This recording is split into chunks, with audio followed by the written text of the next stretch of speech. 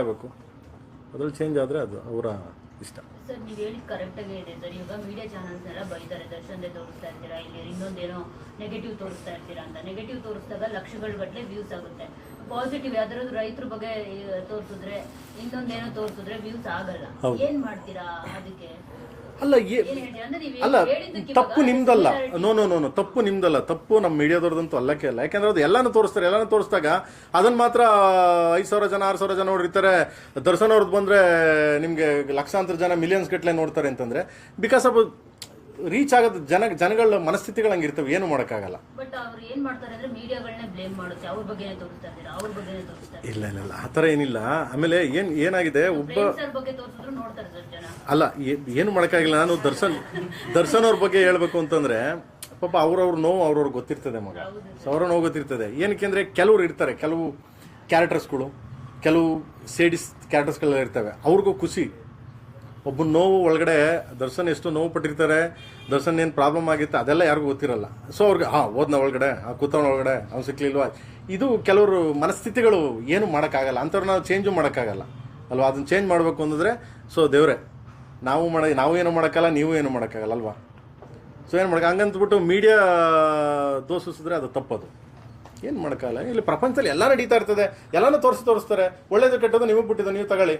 ಅದಕ್ಕೆ ಮೀಡಿಯಾದವ್ರನ್ನ ಯಾಕೆ ಬೈತೀರಾ ನೀವು? ಚಾನ್ಸೇ ಇಲ್ಲ, ನೆವರ್.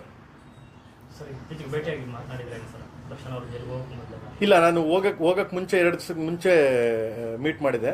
ಹೋಗಕ್ಕೆ ಮುಂಚೆ ಸಿಕ್ಕಿದ್ರು, ಮಾತಾಡಿದ್ವಿ. ಆ್ಯಂಡ್ ನೋಡೋಣ. ಸೊ ನನಗೆ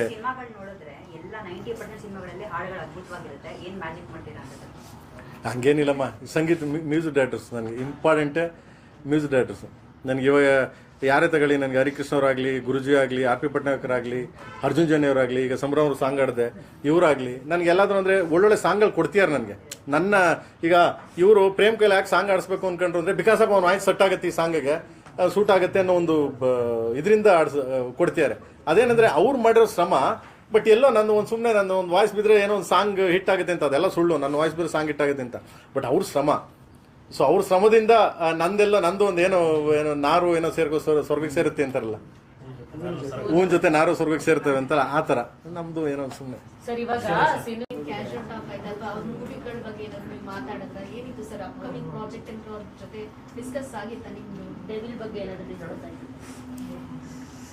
ಯಾಕೆ ಮಕ್ಕಳ ಆರಾಮಾಗಿದ್ದಾರೆ, ಅವ್ರವ್ರ ನೋವು, ಅವ್ರವ್ರ ಕಷ್ಟ ಇದೆ. ಬರಲಿ, ಹೊರಗಡೆ ಬರ್ತಾರೆ. ಮಗ ಬಂದ ತಕ್ಷಣ ನಾನೇ ಮಾಡ್ತೀನಿ ಕಣ್ರು ಪಿಕ್ಚರ್. ಓಕೆ, ಬಂದ ತಕ್ಷಣ ಆಯ್ತೇನ್ರ ಮಕ್ಕಳ? ಬಂದ ತಕ್ಷಣ ನಾನೇ ಮಾಡ್ತೀನಿ ಕಣ್ರು, ಆಯ್ತಾ? ಗಾಡ್ ಬ್ಲೆಸ್, ಒಳ್ಳೇದಾಗಲಿ. ಯಾಕಂದರೆ ಅವ್ರವ್ರ ನೋವು ಅವ್ರಿಗೆ ಗೊತ್ತಿರ್ತದೆ. ಸುಮ್ಮನೆ ನಾವೇನೋ ಮಾತಾಡೋದು ಚೆನ್ನಾಗಿರಲ್ಲ ಅಲ್ವಾ. ನಾವೇನೋ ಉತ್ಪ್ರೇಕ್ಷೆಗೆ ಏನೋ ಮಾತಾಡಿದ್ರೆ not good. So let's see, ದೇವರಿದ್ದಾನೆ. ಸರ್ ನೀವು